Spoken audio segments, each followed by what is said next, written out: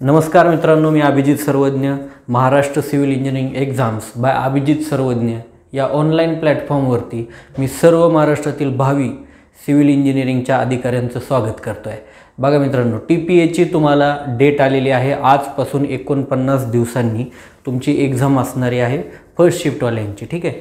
तर मित्रांनो, या पॉईंट ऑफ व्ह्यू आपण हा व्हिडिओ बनवलेला आहे की तुमचं TPAचं सिलेक्शन कोणते सब्जेक्ट करू शकतात किंवा कोणते टॉपिक करू शकतात. बघा, नॉर्मली तुम्ही ज्यावेळेस अभ्यास करत असता किंवा एक ओव्हरऑल कॅन्डिडेट ज्यावेळेस अभ्यास करत असतात, ओव्हरऑल उमेदवार ज्यावेळेस अभ्यास करत असतात, त्यावेळेस बेसिक किंवा कॉमन सब्जेक्ट सर्वच करत असतात. पण असे काही सब्जेक्ट असतात जे तुम्हाला सिलेक्शन करून देतात.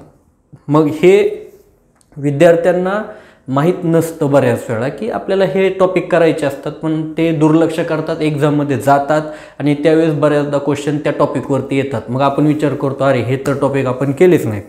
तर ते टॉपिक सांगण्याचा एक मी प्रयत्न करतो आहे माझ्या पॉईंट ऑफ व्ह्यू. ठीक आहे मित्रांनो, तर ते आपण वेळ न घालवता काय करूया, या व्हिडिओमध्ये तुम्हाला जे काही इम्पॉर्टंट कन्सेप्ट आहेत ते तुम्हाला करायचे आहेत, जे एक्झाममध्ये येण्याचे चान्सेस आहेत. ठीक आहे. येतीलच असं नाही मित्रांनो, पण तुम्हाला हे टॉपिक जर केले तर तुमचे सिलेक्शनचे चान्सेस आणखी वाढतील. म्हणजे याचा अर्थ असा नाही मित्रांनो की तुम्हाला बेसिक टॉपिक करायचे नाहीत. सर्व टॉपिक करून तुम्हाला हे ॲडिशनल टॉपिक करायचे आहेत, जेणेकरून तुम्हाला तुमचं सिलेक्शन होण्यासाठी आणखी ते हेल्पफुल ठरेल. ठीक आहे मित्रांनो. बघा, आत्ता जर तुम्ही पाठीमागचा जर तुम्ही एक रिपोर्ट पाहिला की सिलेक्शनसाठी किती स्कोर लागतो आहे, तर सिलेक्शनसाठी मित्रांनो आज करंटली बघायला गेलं तर 180+, बघा 180+ मार्क तुम्हाला, 180+ही कमी पडत आहेत मार्क.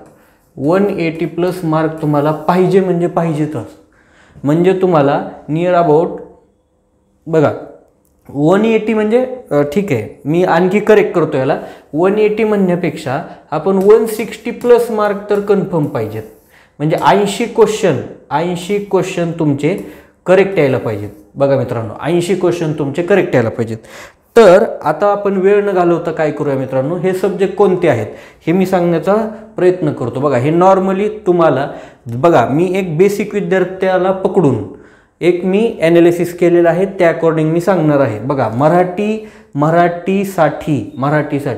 मराठीला तुम्हाला म्हणजे 15 मार्क मिळाले. म्हणजे बघा, 15 मार्कचे एकूण क्वेश्चन 15 आहेत, म्हणजे तुम्हाला 30 मार्क मिळणार आहेत. 15 क्वेश्चन बऱ्याच विद्यार्थ्यांचे बरोबर येतात. मग तुम्ही स्वतःला सेल्फ ॲनालिसिस करा की आपले 15 क्वेश्चन एक्झाममध्ये येऊ शकतात का. येत नसतील तर त्या पॉईंट ऑफ व्ह्यू अभ्यास करायला चालू करा. याच्यामध्ये तुम्हाला मार्क देणारे टॉपिक कोणते आहेत, तर व्याकरणातले बराचसा कंटेंट तुम्हाला बऱ्याचदा जमत नाही, म्हणून व्याकरण ज्याला जमलं त्याचा हा प्लस पॉईंट असेल. बघा, शब्दसंग्रह सर्व विद्यार्थ्यांना जमतात. वाक्यरचना नॉर्मली सगळ्यांना जमते. म्हणी, वाक्यप्रचार तुम्हाला जेवढे शक्य असतील तेवढे सर्व म्हणी आणि वाक्यप्रचार तुम्ही रीड करून ठेवा मित्रांनो. उतार्याचे प्रश्न कन्फर्म विद्यार्थ्यांना जमतात. वाक्यप्रत्यकरण व त्याचे प्रकार. मग तुम्हाला हार्ड टॉपिक म्हणजे जे बऱ्याच विद्यार्थ्यांना जमत नाही किंवा बरेच विद्यार्थी या ठिकाणी चुका करतात, असे टॉपिक कोणते आहेत, तर व्याकरण मित्रांनो, नंतर वाक्यरचना, ठीक आहे, आणि म्हणी आणि तुमचा शब्दसंग्रह हा तुम्हाला कन्फर्म आलाच पाहिजे. आणि 15 मार्क मिळणं हे काही कठीण नाही मराठीमध्ये. ठीक आहे मित्रांनो. प्रश्न येतो इंग्लिशचा. ज्याला इंग्लिशमध्ये 12+ मार्क मिळतील, बघा, ज्याला इंग्लिशमध्ये 12+ मार्क मिळतील तो त्याचा एकदम बेस्ट स्कोर असेल. मग याच्यामध्ये तुम्हाला ग्रामर, बघा आता ज्यांनी बेसिकपासून अभ्यास करतोय, पहिल्यांदा ग्रामर करू नका, पहिल्यांदा व्होकॅब्युलरी करू नका, इडियम फ्रेजेस करा, बरोबर. नंतर वर्बल फ्रेजेस आहेत, नंतर पॅसेजचे मार्क तुम्हाला आले पाहिजेत. त्याच्यासाठी तुम्ही ॲटलिस्ट एक 15 ते 20 तरी पॅसेज आत्ता तुम्ही सॉल्व करून ठेवले पाहिजेत. आणि जशी एक्झाम येईल तसे तुम्ही जास्तीत जास्त टेस्ट देण्याचा प्रयत्न करा किंवा हे पॅसेज देण्याचा किंवा सॉल्व करण्याचा प्रयत्न करा. एरर करेक्शन हे तुम्हाला जे आत्ता कोणी अभ्यासाला लागले त्यांना हे करणं खूप कठीण आहे. मग एरर करेक्शनसाठी अशा विद्यार्थ्यांनी काय करायचं आहे, तर तुम्ही न्यूजपेपर वाचायला चालू करा. आजपासून 2 महिने टाईम आहे, 49 दिवस आहेत. न्यूजपेपर वाचा. न्यूजपेपरमध्ये तुम्हाला एक काय होतं मित्रांनो, न्यूजपेपर कंटिन्यूस वाचून एक स्ट्रक्चर, तुमच्या सेंटेन्सचं स्ट्रक्चर तुमच्या डोक्यामध्ये बसतं आणि तुम्हाला भलेही तुम्हाला ग्रॅमॅटिकली एखादा सेंटेन्स तुम्हाला कळलं नाही की बाबा हे चुकीचं आहे, पण तुमचा एक कॉमन सेन्स सांगतो की हां इथे चूक आहे आणि याचाच यूज करून तुम्हाला काय करायचं रे मित्रांनो, क्वेश्चन सॉल्व्ह करायचे आहेत. बघा, तर तुम्हाला इंग्लिशमध्ये 12+ मार्क मिळालेच पाहिजेत, या लेवलचा तुम्ही अभ्यासाला चालू करा. पुढे आहे सामान्य ज्ञान. सामान्य ज्ञानमध्ये पण इंग्लिशसारखीच परिस्थिती आहे, 12+ मार्क मिळाले पाहिजेत. 10 मिळाले तरी काही हरकत नाही, पण 12+ मिळवण्याचा प्रयत्न करा. याच्यामध्ये सर्वात महत्त्वाचे टॉपिक कोणते आहेत? घनकचरा व्यवस्थापन, ऊर्जा संवर्धन व हरित बांधकाम, पर्यटन, वारसास्थळे, पर्यावरण समस्या, अद्ययावत तंत्रज्ञान, नागरीकरण करू नका, राज्यघटना. म्हणजे हे सर्व करतात. हे टॉपिक बऱ्याचदा विद्यार्थी मिस आउट करतात. हे सर्व करतात म्हणजे तुम्हाला हे तर करायचे येतात, पण हे तुम्हाला टॉपिकवरती जास्त भर द्यायचा आहे. बघा, हे टॉपिक सगळे विद्यार्थी करतात म्हणजे तुम्हाला हे करणंच आहे. हे टॉपिक तुम्हाला ॲडिशनली व्यवस्थित लक्ष देऊन करायचं आहे. पर्यटन, वारसास्थळे, पर्यावरण समस्या, अद्ययावत तंत्रज्ञान, चालू घडामोडी किंवा ऊर्जा संवर्धन व हरित बांधकाम, हे तुम्हाला करंट अफेअरमधलं पर्यावरण, पर्यटन, वारसास्थळे किंवा तात्याच्या ठोकळ्यामध्ये हे पर्यटन व्यवस्थित मिळेल, वारसास्थळे मिळेल, पर्यावरण समस्या तुम्हाला इंटरनेटवर सर्च करा, ChatGPTचा यूज करा. ChatGPTमध्ये बराचसा कंटेंट तुम्हाला अवेलेबल होतो. बघा, घनकचरा व्यवस्थापन हे तुम्हाला सॉलिड वेस्ट मॅनेजमेंट, एन्व्हायरमेंटल स्टडीमध्ये किंवा तुमचा पब्लिक हेल्थ इंजिनिअरिंगमध्ये सॉलिड वेस्ट मॅनेजमेंट होऊन जातं. बघा मित्रांनो, याचा काही वेगळा अभ्यास करायची गरज नाही. तर अशा पद्धतीने याला 12 मार्क तुम्ही मॅक्झिमम घेणं अपेक्षित आहे. ठीक आहे. पुढे बघा, बौद्धिक चाचणी सर्वात इम्पॉर्टंट. याच्यावरती आपण स्पेशल बघणार आहोत. बघा, नॉर्मली बेसिकली सर्व विद्यार्थी कोणते टॉपिक करतात आणि तुम्हाला ॲडिशनली कोणते करायचे आहे याच्याबद्दलच हा व्हिडिओ असणार आहे. तर बघा, interpretation of data and graphics हा तुम्हाला करणंच आहे. हे बरेचसे विद्यार्थी करत नाहीत. डायरेक्शन सर्व विद्यार्थी करतात. तुम्हाला काय करायचं आहे? अर्थमॅटिकल रिझनिंग, स्टेटमेंट अँड आर्ग्युमेंट हे करत नाहीत. डिसिजन मेकिंग हे करत नाहीत. स्टेटमेंट अँड कन्क्लुजन हे करत नाहीत. एनॉलॉजी करतात, नंबर सिरीज करतात, रेशो प्रपोर्शन करतात, टाईम अँड डिस्टन्स करतात, हाईट अँड डिस्टन्स करतात. बघा, हाईट अँड डिस्टन्स हा नवीन टॉपिक आलेला आहे. हाईट अँड डिस्टन्स तुम्ही व्यवस्थित करा. युनिट कन्व्हर्जन नवीन टॉपिक आहे, तुम्हाला व्यवस्थित करायचं आहे. व्हॉल्यूम अँड सरफेस आणि ॲव्हरेज सर्वच विद्यार्थी करतात. ज्याला टिक केलं आहे ना, हे बेसिकली सर्व करतात. तुम्हाला हे करणंच आहे. पण ज्याला स्टार केलं आहे ना, ह्याच्यामध्ये तुम्ही आणखी प्रो व्हा, नसताल तर प्रो व्हा आणि ह्याला 15 मार्क विद्यार्थ्यांना मिळतात. मग जेवढे मॅक्झिमम घ्याल तेवढे मार्क कमीच आहेत. म्हणजे 10 घेतले, 12 घेतले, 13 घेतले, 14 घेतले, 15 घेतले. ठीक आहे मित्रांनो, आपण पुढे जाऊया. बघा, तांत्रिकमध्ये नॉर्मली सर्व विद्यार्थी कोणते सब्जेक्ट करतात? तर बघा, सर्विंग करतात, बिल्डिंग प्लॅनिंग, प्रोजेक्ट मॅनेजमेंट करतात, कॉस्टिंग अँड व्हॅल्युएशन करतात, ट्रान्सपोर्टेशन करतात, ग्राफिक्स करत नाही, बिल्डिंग प्लॅनिंग ड्रॉइंग करत नाही, बिल्डिंग कन्स्ट्रक्शन करतात, कम्प्युटर एडेड ड्रॉइंगमध्ये तुम्हाला सर्वात जास्त लक्ष द्यायचं आहे, ब्रिजमध्ये लक्ष द्यायचं आहे, वॉटर रिसोर्स सर्व करतात, पब्लिक हेल्थ सर्वांचं बेसिकली झालं असेल, कॉन्ट्रॅक्ट अकाउंट झालं असेल, इमर्जिंग ट्रेड म्हणजे ज्याला स्टार केले त्याच्यावरती तुम्हाला मॅक्झिमम फोकस करायचा आहे, तर तुमचं सिलेक्शन कन्फर्म आहे. याचे तुम्हाला 40 क्वेश्चन असणार आहेत आणि ह्या 40 पैकी तुम्हाला 35+ मार्क घेऊ शकता. हे तुम्हाला मला सांगायचं आहे. 35+ मार्क घेऊ शकता, त्याच्या आसपास असेल तरी चालू शकतं. बघा, आता आपण बेसिकली बघूया की आपल्याला कोणत्या टॉपिकवर जास्त भर द्यायचा आहे. तर जसं मी तुम्हाला सांगितलं होतं, आपल्याला कोणत्या टॉपिकवर द्यायचं आहे? बिल्डिंग प्लॅनिंग अँड ड्रॉइंग, नंतर इंजिनिअरिंग ग्राफिक्स, नंतर कम्प्युटर एडेड ड्रॉइंग आणि emerging trades in civil engineering. तुम्ही म्हणाल मग सर ह्या सब्जेक्टचं काय करायचं? बघा, एन्व्हायरमेंटल स्टडीज पण ते सब्जेक्ट सर्व विद्यार्थी करतात, ते तुम्हालाही करणंच आहे. पण ज्याला स्टार केले याच्यावरती तुम्हाला जास्त कॉन्सन्ट्रेट केलं तर एक्झाममध्ये तुम्ही सिलेक्शन मिळवण्याच्या पुढे जाऊ शकता, हे मी तुम्हाला सांगतोय. तर एन्व्हायरमेंटल स्टडीजमध्ये फॉरेस्ट रिसोर्सेस, आता मी डिटेल वाचून दाखवत नाही, मी याची PDF पण आपल्या टेलिग्राम चॅनलला शेअर करेल, तुम्ही त्यानंतर बघा. मी तरी पण त्याच्यातले जे काही मेन टॉपिक आहेत ते सांगेन. ठीक आहे. बघा, डिफॉरेस्टेशनवरती क्वेश्चन एक्झाममध्ये विचारतात.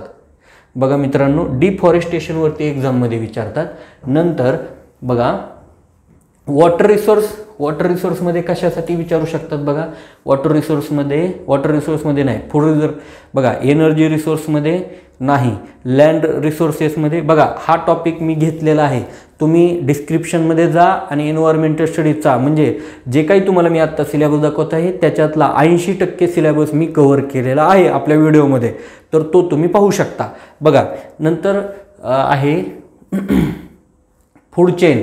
हे फूड वेब बघा. हे पिरॅमिड एक्झाममध्ये विचारतात. फूड पिरॅमिड तुम्हाला एक्झाममध्ये विचारतात बघा. नंतर हॉटस्पॉट बघा. हां, आता हे सर्वात महत्त्वाचं एंडेंजर्ड बघा.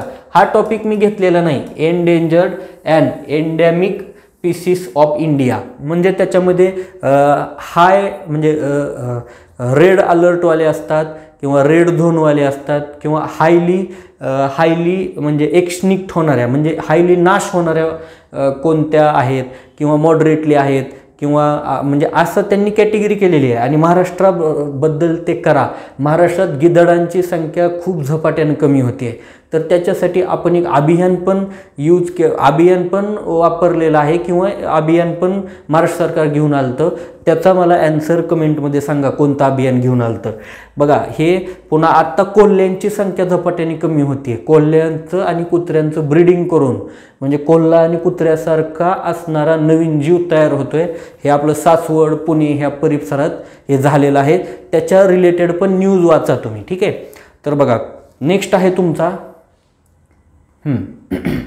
नेक्स्ट आहे वॉटर हार्वेस्टिंगबद्दल. रेन वॉटर हार्वेस्टिंगबद्दल करा. ठीक आहे मित्रांनो. नंतर वॉटरशेड मॅनेजमेंटबद्दल तुम्ही इन्फॉर्मेशन काढा. त्याच्या रिलेटेड इन्फॉर्मेशन वाचा. मी ग्रुपवरती आपल्या टेलिग्रामवरती PDF टाकलेली आहे कंटेंटचा. आणि सर्वात महत्त्वाचं हा क्लायमेट चेंज बघा. क्लायमेट चेंजचा टॉपिक तुम्ही कराच. मी तुम्हाला आणखी मला जर वेळ मिळाला तर मी याच्यावरती जे आत्ता मी टॉपिक सांगतोय जे इम्पॉर्टंट आहेत ते मी घेण्याचा प्रयत्न करेन. आणखी सेकंड पार्टमध्ये पहिला पार्ट मी ऑलरेडी अपलोड केलेला आहे बघा. Global warming acid rain, ozone layer deflection, nuclear accident and Holocaust आणि केस स्टडीज बघा. हे तो नंतर वेटलँड रिक्लेमिनेशन म्हणजे अल्कलाईन आणि तुमची ॲसिडिक सॉईल असेल तर त्याला रिक्लेम कसं करायचं म्हणजे पहिल्या आपली सुपीक जमीन कशी बनवायची, तर हे ऑलरेडी WRD मध्ये म्हणजे इरिगेशन इंजिनिअरिंगमध्ये WRD किंवा त्याला इरिगेशन म्हणतो ह्याच्यामध्ये मी हा पॉईंट कव्हर केलेला आहे. तो तुम्ही तिकडे जाऊन पाहू शकता. नंतर व्हेरियस टाईप्स ऑफ ॲक्ट आहेत. Environment protection act, wild protection act, forest conservation act, पुन्हा एअर आणि वॉटरसाठी prevention and control pollution act आहेत. हे पण तुम्ही ॲक्ट करून ठेवा. ठीक आहे मित्रांनो. आता आपण बिल्डिंग प्लॅनिंग अँड ड्रॉइंगबद्दल बघू. हा पण व्हिडिओ तुम्हाला मी दिलेला आहे, तो पण तुम्ही बघून घ्या. याच्यातला बराचसा कंटेंट मी घेण्याचा प्रयत्न केला आहे. जो राहिलेला कंटेंट आहे तो तुम्ही करायचा आहे. ठीक आहे. कारण बघा काही सर्व कंटेंट घेता येत नसतो. बघा जनरल प्रिन्सिपल ऑफ प्लॅनिंग तुम्हाला हा टॉपिक करायचा आहे. बघा प्रिन्सिपल ऑफ प्लॅनिंग. नंतर आहे बघा याच्यात इम्पॉर्टंट काय रे बघा. हे बिल्डिंग कोड बाय लॉ मी घेतलेला आहे, तो तुम्ही पाहू शकता. रेसिडेन्शियल प्लॅनिंग, पब्लिक बिल्डिंग बघा. हां, वर्किंग ड्रॉइंगचे फंक्शन्स, ॲडव्हान्टेज बघा. ठीक आहे. नंतर आहे स्केल पण टॉपिक घ्यायचा आहे. रिफ्रॅक्शन फॅक्टर म्हणतो त्याला, RF फॅक्टर बघा. RF फॅक्टर हा कंटेंट पण तुम्ही व्यवस्थित करा. नंतर आहे ठीक आहे. एवढंच तुम्हाला करायचं आहे. आता बघा टाउन प्लॅनिंगच्याही कंटेंट एक्झामला कन्फर्म विचारू शकतात. बघा आता ह्याच्यात अर्थक्वेक रेजिस्टन्स बिल्डिंगसाठी कोणकोणत्या शेपचे आपण स्ट्रक्चर कन्स्ट्रक्ट करतो हे पण करून टाका. नंतर आहे बघा वॉटर टँक, स्टिअर केस याच्याबद्दल पण इन्फॉर्मेशन बघा. स्टिअर केस मी ऑलरेडी तुम्हाला बिल्डिंग कन्स्ट्रक्शन या सब्जेक्टमध्ये घेतलेली आहे, तो तुम्ही तिकडे जाऊन चेक करू शकता. नंतर एलिमेंट ऑफ सिटी प्लॅनिंग सर्वात इम्पॉर्टंट झोनिंग. वेगवेगळे कलर असतात झोनला, तर ते कोणत्या झोनसाठी कोणता कलर असतो याच्याबद्दल एक्झाममध्ये क्वेश्चन विचारतात. हे मी घेतलेलं नाही, पण मी याचा नेक्स्ट व्हिडिओ बनवण्याचा प्रयत्न करेन, त्यावेळेस मी हे घेईन. ठीक आहे. नंतर housing introduction, landscape architectural planning master. ठीक आहे. सिविक सेंटर, शॉपिंग हे काही करायची गरज नाही तुम्हाला. एवढा पॉईंट इम्पॉर्टंट आहे. ठीक आहे. पुढे बघा. आता इंजिनिअरिंग ग्राफिक्समध्ये. आता ग्राफिक्समध्ये काय रे मित्रांनो, ग्राफिक्समध्ये याचं लेक्चर मी घेणार आहे. ठीक आहे मित्रांनो. पॉलिगॉन बघा हे पॉलिगॉन वगैरे आहेत किंवा इलिप्स आहे, पॅराबोला, हायपरबोला, हे टॉपिक तुम्हाला म्हणजे कसे आहेत, कसे येतात ते, म्हणजे कोण असतो ना तुमचा असा मित्रांनो, बघा असा कोण असतो, याला जर तुम्ही बघा हा त्याचा सेंट्रल ॲक्सिस असतो, याला जर असा कट केला तर तुम्हाला पॅराबोला मिळतो का हायपरबोला मिळतो, हॉरिझॉन्टल कट केला तर तुम्हाला सर्कल मिळत असतो, ठीक आहे. तर हे तुम्हाला लक्षात ठेवायचं, म्हणजे तुम्ही कसं कट केल्यानंतर काय मिळतो, ठीक आहे. बघा हे तुम्हाला लक्षात ठेवायचं आहे. नंतर प्रोजेक्शन ऑफ लाईन, मग त्याच्यामध्ये बघा नंतर बघा आता regular plan, perpendicular, parallel reference, ठीक आहे. बघा आता याच्यामध्ये तुम्हाला करायचं आहे काय, प्रिझम, पिरॅमिड, सिलेंडर, कोन्स, हे तुम्हाला करायचं आहे. हे एक्झाममध्ये कन्फर्म तुम्हाला MCQ विचारू शकतात. डिग्रीचं बुक घ्या, SPPUचं डिग्रीचं बुक घ्या, इंजिनिअरिंग ग्राफिक्सचं बुक घ्या. या ग्राफिक्सच्या बुकमध्ये बऱ्यापैकी हा सर्व कंटेंट, म्हणजे हे सर्व सिलेबसच ग्राफिक्स आहे, ते तुम्हाला व्यवस्थित मिळेल, विथ MCQ मिळेल. म्हणून बुकमधून अभ्यास करा, ठीक आहे मित्रांनो, कारण बुकमधून अभ्यास केलेला कधीच वाया जात नाही, लक्षात ठेवा. आम्ही सांगणारे आज सांगतो, 2-4 क्वेश्चन घेतो आणि निघून जातो, पण बुकमधून अभ्यास केल्यानं तुम्हाला number of question, number of content मिळतो, ठीक आहे. आणि तो स्वतः तुम्ही करत असता, म्हणजे तुम्हाला जेवढा तुम्ही 100% पैकी किती घ्यायचा आहे हे डिपेंड तुमच्यावर राहतं. आम्ही टाकतो 50%, त्याच्यातलं तुम्ही किती घेणार, 50पेक्षा कमीच घेणार, म्हणजे तुमचा स्कोर कमीच येणार. म्हणून तुम्हाला बुकवरती सर्वाधिक जास्त विश्वास ठेवायचा आहे, रॅदर दॅन म्हणजे आमच्यासारख्या टीचरांवर, ठीक आहे. बघा ड्राफ्टिंग, आता कम्प्युटर ॲडेड ड्रॉइंगमध्ये काय करायचं आहे, ड्रॉइंगमध्ये ड्राफ्टिंग आहे. बघा कॅड म्हणतो आपण ह्याला, कॅडमध्ये बघा हे कमांड, कोणकोणत्या कमांड आहेत, लेअरचा यूज कशासाठी होतो, हा एक टॉपिक तुम्हाला करणं गरजेचं आहे. लेअर कशासाठी रे, तर तुम्हाला वेगवेगळे डिफरंट कॅटेगरीमध्ये तुम्ही ड्रॉइंग डिवाइड करू शकता, म्हणून आपण काय करतो रे, लेअर यूज करतो, ठीक आहे. मग त्याचे लेअरचे टाईप कोणते आहेत, कलर कोणते, म्हणजे कलर वगैरे यूज करून आपण करत असतो. कमांड, ह्या कमांड तुम्हाला माहीत पाहिजेत, बरोबर. नंतर बघा हे ग्रीड, स्नॅप मोड काय आहे हे पण तुम्हाला, युनिट चेंज कसं करायचं, स्केल चेंज कशी करायची कॅडमध्ये, हे पण तुम्हाला टॉपिक माहीत पाहिजे, ठीक आहे. नंतर आहे इमर्जिंग ट्रेड, हा पण टॉपिक आपण कव्हर केलेला आहे, तुम्ही तो बघा, ठीक आहे. बघा हे सर्व सॉफ्टवेअर मी घेतलेले आहेत, आता मी वाचून दाखवत नाही तुम्हाला, ETAB, रिवेट, स्टॅड प्रो, ठीक आहे. नंतर आहे तुमचा सॅप, नंतर सिव्हिल 3D, नंतर टेक्ला, हे सर्व टॉपिक आपण कव्हर केलेले आहेत, तुम्ही तिकडे जाऊन पाहू शकता. Building material, road material, concrete material, sustainable material, ठीक आहे. हे तुम्हाला व्यवस्थितपणे करायचे आहेत. सर्व इक्विपमेंट आहेत, कन्स्ट्रक्शन इक्विपमेंट आहे, मटेरियल हाऊलिंग इक्विपमेंट आहे, हे इक्विपमेंट तुम्हाला व्यवस्थित करायचे आहेत. याच्यावरती एक्झाममध्ये जास्तीत जास्त क्वेश्चन एक्झाममध्ये विचारू शकतात. 4R वरती जास्तीत जास्त तुम्हाला फोकस करायचा आहे. बघा 4R मॅनेजमेंटवरती, ठीक आहे. झिरो वेस्ट कन्सेप्टवरती करायचं आहे. फ्लाय ॲश, स्लॅग अँड प्लॅस्टिकचं आपण रियूज कशा पद्धतीनं करतो ते पण बघायचं. Building construction technique, road construction, coastal आणि ग्राउंड इम्प्रूव्हमेंट, हे पण तुम्हाला बघायचं आहे. हा टॉपिक तुम्हाला व्यवस्थित करायचे आहेत मित्रांनो. हे असं मी जस्ट एक सांगत चाललो आहे काय इम्पॉर्टंट आहे, मला पुढच्या स्लाईड याच्यापेक्षा इम्पॉर्टंट वाटतात म्हणून मी थोडं फास्ट करतो आहे, कारण हा लेंदी व्हिडिओ बनवून काही उपयोग होणार नाही. इम्पॉर्टंट आहे रेल्वे इंजिनिअरिंग. बघा रेल्वेमध्ये काय रे, बेसिक कन्सेप्ट, डिप्लोमाचं बुक घ्या, रेल्वे इंजिनिअरिंगचं डिप्लोमाचं बुक घ्या. ह्या डिप्लोमाच्या बुकमध्ये एकदम बेस्ट प्रकारे रेल्वे इंजिनिअरिंग तुम्हाला एक्सप्लेन करून सांगितलेलं आहे. तर त्याच्यातून बेसिक कन्सेप्ट करा. रेल्वे आणि ब्रिजवरती तुम्हाला खूप डेप्थमध्ये घेऊन जाणार नाहीत. परमनंट वेमध्ये व्यवस्थित करा. रेल कोणते आहेत, टाईप कोणते आहेत, फॅक्टर कोणते अफेक्ट करतात, मटेरियल कोणते यूज करू शकतो रेलला, जॉईंट कोणते आहेत, नंतर क्रीप ऑफ रेल म्हणजे काय, कॉजेस काय, प्रिव्हेन्शन कसं करू शकतो, स्लीपरची डेन्सिटी विचारतात, टाईप्स ऑफ स्लीपर विचारतात, नंतर तुम्हाला स्लीपरचा मेंटेनन्स विचारतात, हे पण तुम्हाला त्याचं फंक्शन काय, बरोबर. बघा बलास्टसाठी कोणता स्टोन यूज करतो, कोणता बेस्ट स्टोन असतो हे पण विचारतात. त्याची थिकनेस किती असायला पाहिजे हे पण तुम्हाला एक्झाममध्ये विचारतात. रेल फिक्स्चर्स, फिश प्लेटचा काय फंक्शन आहे, 2 रेलला जॉईन करण्यासाठी फिश प्लेट यूज करतो, 4 बोल्ट असतात, हे तुम्हाला एक्झाममध्ये विचारलेलं आहे. Various types of spike, bolt, keys, bearing plate, चेनचे टाईप, ठीक आहे, चिअरचे टाईप, आता हे तुम्हाला एक्झाममध्ये विचारतात. तर हे तुम्हाला व्यवस्थित करायचे. सर्वात महत्त्वाचा बघा याच्यामध्ये तुम्हाला इम्पॉर्टंट काय आहे मित्रांनो, तर बघा station end yard, various types of station आणि यार्ड हे तुम्हाला एक्झाममध्ये विचारतात. नेक्स्ट आहे ट्रॅकचं मेंटेनन्स. ठीक आहे, मेंटेनन्समध्ये कोणकोणते वर्कर्स येतात हे पण तुम्हाला, आणि हे सर्वात इम्पॉर्टंट टॉपिक हा सेकंडवाला जिओमेट्रिक ऑफ ट्रॅकचं जिओमेट्रिक रेल्वेच्या, gradient, curve, type of and factor affecting gradient, नंतर compensation, gradient compensation, grade compensation करतो, सुपर एलिव्हेशन काय असतं, रोड आणि ब्रिज रेल्वेसाठी वेगवेगळे फॉर्म्युले आहेत, बरेच कन्सेप्ट सेम आहेत पण फॉर्म्युले वेगळे आहेत. Limit of super elevation, curve, कांड डिफिशियन्सी, एक्झाममध्ये कांड डिफिशियन्सी, निगेटिव्ह कांड हे एक्झाममध्ये विचारतात, कोनिंग ऑफ व्हील विचारतात, टिल्टिंग ऑफ रेल विचारतात. मी जे आत्ता मागच्या 4 लाईन ज्या सांगितल्या आहेत त्याच्यावरती कन्फर्म एक्झाममध्ये रेल्वेचा जर क्वेश्चन आला तर त्याच्यावरती ते ना मी तुम्हाला लिहून देतो, मला नंतर आठवण करून देऊ शकता तुम्ही. याच्यावरती रेल्वेचा कन्फर्म क्वेश्चन असणार आहे. ठीक आहे, बघा पुढे बघा ब्रिज इंजिनिअरिंग. आता ब्रिज इंजिनिअरिंगमध्ये पण काय बेसिक ब्रिजचे कन्सेप्ट तुम्हाला एक्झाममध्ये विचारणार. म्हणजे जसं की फॉर एक्झाम्पल काय अलाइजमेंटबद्दल विचारणार. 2 टाईपचे अलाइजमेंट असतात, एक असते स्ट्रेट अलाइजमेंट, दुसरी असते स्क्यू अलाइजमेंट.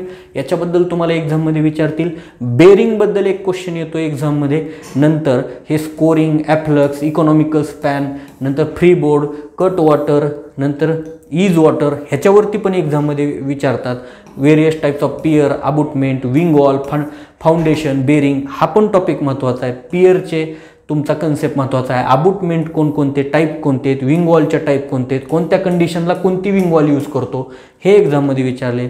फाउंडेशनसाठी कॉपर डॅम हा कन्सेप्ट एक्झाममध्ये विचारतात.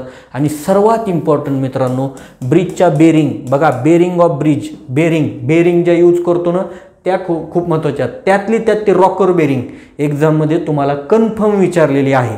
बघा तर ते तुम्ही लक्षात ठेवा. टेम्पररी ब्रिज ही काय करायची गरज नाही, कॉजवे फक्त लक्षात ठेवा. बेसिक लेवल लक्षात ठेवा तुम्हाला. परमनंट ब्रिज नका करू. प्रिस्ट्रेसचं थोडंफार बघा. कल्वर्ट करा, कल्वर्ट एक्झाममध्ये येऊ शकतात. Box culvert, arch culvert, pipe culvert. कल्वर्टचा क्रायटेरिया काय असतो तर लेस दॅन 9 मीटर जर असेल तुमचा स्पॅन तर तुम्ही काय करता रे कल्वर्ट करता. करेक्ट करा मित्रांनो. 6 मीटर आहे का 9 मीटर आहे मला कमेंटमध्ये सांगाल. ठीक आहे, आय होप सो 6 मीटर असणार, कन्फर्म 6 मीटर असणार. ठीक आहे, बघा नंतर काय मित्रांनो तर एवढे टॉपिक तुम्हाला करायचे आहेत. हे इन्स्पेक्शन, मेंटेनन्स ऑफ ब्रिज ह्याचे सोपे येतील, ते तुम्ही बायोलॉजिकली कॉमन सेन्स यूज करू शकता. सर्वात महत्त्वाचं मला जायचं होतं ॲप्टिट्यूड आणि रिझनिंगमध्ये. ॲप्टिट्यूड, रिझनिंग आणि इंग्लिश हे ज्याचं चांगलं असेल, ॲप्टिट्यूड, रिझनिंग, इंग्लिश आणि GS हे ज्या विद्यार्थ्याचं चांगलं असेल, कारण तुम्हाला नॉन टेक्निकल हे किंग मेकर असणार आहे. तुमचं सिलेक्शन हे नॉन टेक्निकल होणार आहे. टेक्निकलवरती बरेचसे विद्यार्थी 30च्या राऊंड असणार. आउट ऑफ 40 30 मार्कच्या राऊंड असणार. तुम्हाला ॲप्टिट्यूड इंग्लिश बघा, ॲप्टिट्यूड इंग्लिश आणि तुमचं GS या ज्याला 3 मार्कमध्ये बघा 3 पेपरमध्ये बघा ॲप्टी इंग्लिश आणि GS ज्याला ह्याच्यामध्ये 800 मार्क असतील बघा, हे 12+12+ त्याचं कन्फर्म सिलेक्शन आहे. आणि टेक्निकलला बघा 35 अराउंड ±2 आणि मराठीला 15 मार्क ही मुलं घेतात. म्हणजे 13+14+ मार्क तुम्हाला ±2 बरोबर 800 मार्क असणाऱ्या विद्यार्थ्यांचं सिलेक्शन कन्फर्म आहे. आता तुम्हाला मला हे सांगायचं आहे की ॲप्टिट्यूड रिझनिंगमध्ये डाटा इंटरप्रिटेशन आणि ग्राफ हा टॉपिक तुम्हाला करायचा म्हणजे करायचाच आहे, तरच तुमचं सिलेक्शन कन्फर्म आहे. बघा असा डाटा असतो, म्हणजे डाटा दिलेला असतो बॉईज आणि बघा इथं काय विचारले, study the table and find the average height of all the boys and girl.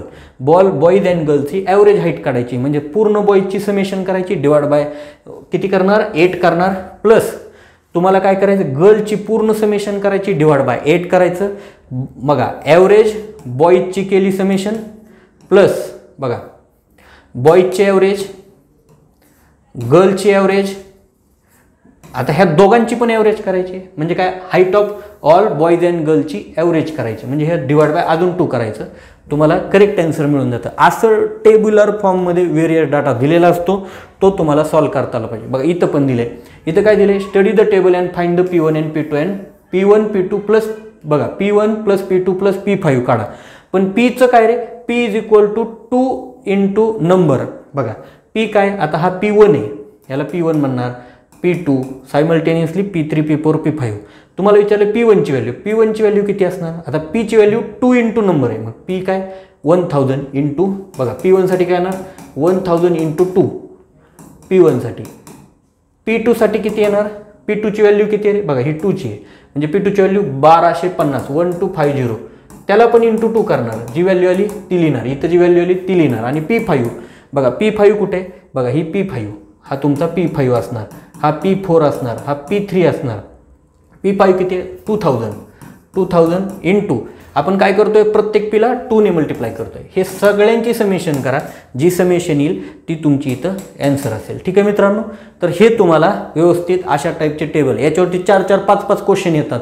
जर तुम्ही म्हणजे आले तर ह्या टाईपमध्ये तुम्हाला सॉल्व्ह करता आले पाहिजेत. बघा अशा टाईपचं बारचं पण असतं, म्हणजे बारमध्ये डेटा दिलेला असतो, त्याला ॲनालिसिस करून तुम्हाला एक्झाममध्ये ॲन्सर लिहावं लागतं. म्हणजे हे पण तुम्हाला लक्षात ठेवा.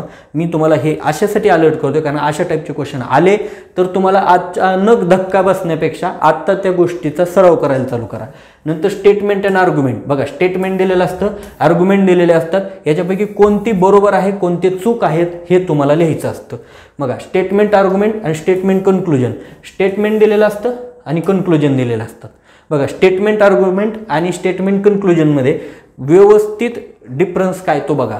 नंतर सरफेस एरिया आणि व्हॉल्यूम, म्हणजे सरफेस एरिया आणि व्हॉल्यूम हा बेसिक कन्सेप्ट आहे, पण वेगवेगळ्या टाईपचे जे काय ऑब्जेक्ट आहेत त्याचे एरिया काय असतात आणि त्याचे तुम्हाला व्हॉल्यूम काय असतात हे पण तुम्हाला व्यवस्थित बघावं लागेल. आता इथं काय विचारले, total surface area of cylinder with radius 7 metre and height 8 metre. तर तुम्हाला काय करायचं आहे, सरफेस एरिया ऑफ सिलेंडर काढायचा आहे. तर त्या अकॉर्डिंग तुम्हाला फॉर्म्युला यूज करून ॲन्सर शोधता आलं पाहिजे. अशा टाईपचे क्वेश्चन एक्झाममध्ये येतात. तर मित्रांनो, आता महत्त्वाचं सांगायचं हे आहे मला की तुम्हाला काय करायचं आहे, कशामध्ये किती मार्क घ्यायला पाहिजेत किंवा किती घेतलेले योग्य असतील, तुम्ही सिलेक्शनपर्यंत जाऊ शकता, असे मार्क मी तुम्हाला सांगण्याचा प्रयत्न केलेला आहे आत्तापर्यंतच्या एक्सपिरियन्सवरून. आता मित्रांनो मला हे सांगायचं आहे, ज्याचा बेसिक अभ्यासही अजून झालेला नाही त्यांनी हे काही करायचं नाही. ज्यांनी बेसिक अभ्यास म्हणजे काय, नॉर्मल जे सिव्हिल इंजिनिअरिंगचे सब्जेक्ट आहेत जे मॅक्झिमम एक्झाममध्ये कॉमन आहेत ते पहिल्यांदा करायचे. मराठीचा बेसिक अभ्यास करायचा, इंग्लिशचा बेसिक अभ्यास करायचा, GSचा बेसिक आणि ॲप्टिट्यूडचा बेसिक, त्यानंतर ॲडव्हान्स पॉईंट करायला तुम्ही चालू करू शकता. पण आत्तापर्यंत बऱ्याचशा एक्झाम दिल्या, 2-4 वर्षापासून अभ्यास करतात, अशा लोकांनी तुम्हाला हा कंटेंट ॲटलिस्ट एक्झामपर्यंत बघा, एक्झामपर्यंत तुम्हाला हा कंटेंट कमीत कमी 7 वेळा बघा, 7 वेळा तुमचं हे रिव्हिजन व्हायला पाहिजे. 7 वेळा रिव्हिजन झालं की तुमचं सिलेक्शन कन्फर्म होण्याचे चान्सेस वाढतात. बघा एक्झाममध्ये आता सर्वात महत्त्वाचा, टेक्निकलमध्ये MCQ कुठून सॉल्व करणार, तर IAS मास्टरचं बुक आहे, नसेल तर घ्या IAS मास्टर PYQचं बुक. नंतर MCQ, याच्यानंतर दुसरं कोणतंही बुक वापरायचं नाही, हे माझं वैयक्तिक ओपिनियन आहे. आणि सेकंड, याच्यात पुरेसे MCQ नाही आहेत किंवा सफिशियंट MCQ नाही आहेत, मग तुम्ही काय करणार, तर MCQ रेफरन्स बुकमधले करणार. प्रत्येक रेफरन्स बुकमध्ये मी याच्यासाठी सेपरेट व्हिडिओ बनवलेला आहे, A to Z civil engineering preparation strategy नावाचा, तो बघा. कोणते बुक आहेत, कोणत्या बुकमध्ये MCQ आहेत हे पण सांगितलं आहे. सब्जेक्ट वाईज मी कोणते रेफरन्स बुक यूज करायचे आहेत, ज्या रेफरन्स बुकमध्ये MCQ कंटेंट दिलेला आहे असे बुकचे मी लिस्ट दिलेली आहे. हा रेफरन्स बुक MCQ मध्ये बघा, MCQ क्वेश्चन नॉर्मली, सपोज आता मी एक्झाम्पल म्हणून बिल्डिंग कन्स्ट्रक्शन घेतलं, तर बिल्डिंग कन्स्ट्रक्शनमध्ये नियर अबाउट 400 ते 450 पेक्षा जास्त MCQ नाहीत.